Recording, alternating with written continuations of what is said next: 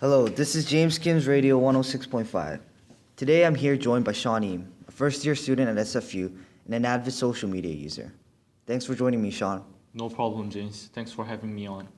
So, the topic I wanted to discuss with you today was the use of social media, the pros, the cons, and how it affects you and young adults.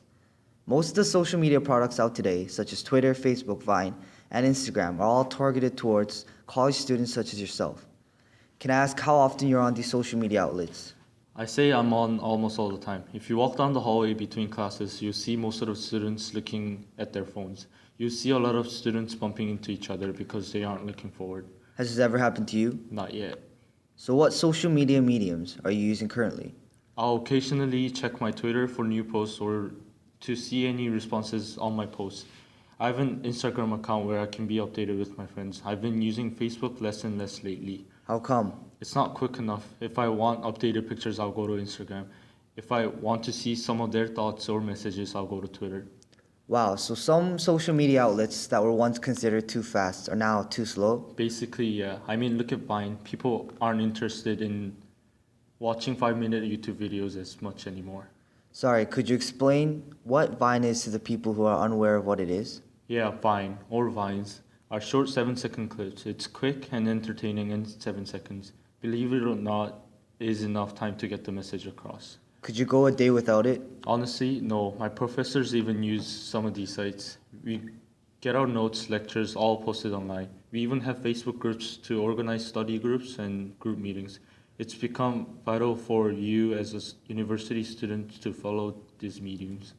Even as a student, it's important to keep up to date with social media. Yeah, and honestly, it's hard to quit. Why is it so hard to quit? Because everyone is on it. People don't talk anymore. Texts aren't as frequent either.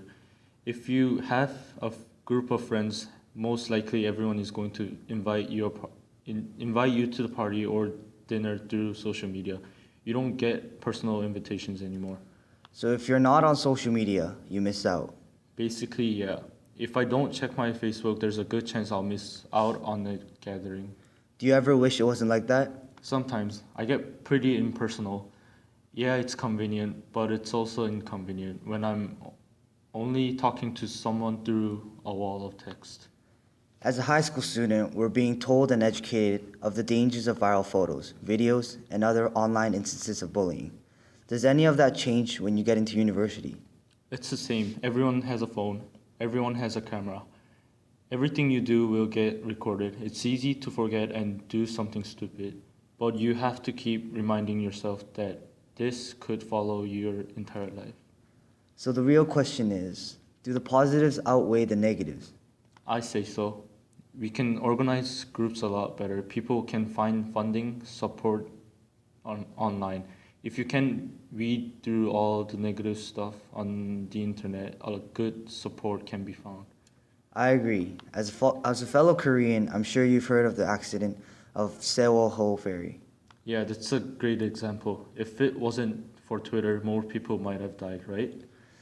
Yeah, basically the ferry was sinking, and students on the ferry were live tweeting during the accident. This alerted the government and the Coast Guards to take action. But at the same time, as a guy living in Canada, I'm sure you've heard of Rita Parsons.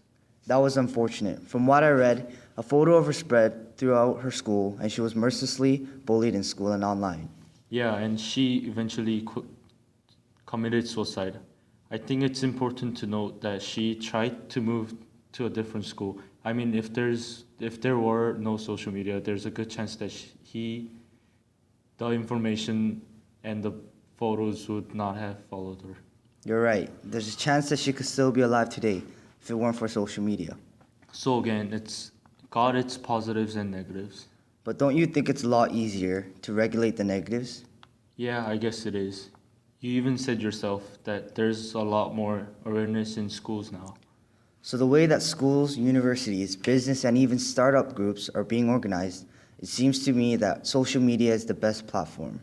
If we can improve the positives and limit the few glaring negatives, it seems to me that social media, despite its overuse, is a good thing.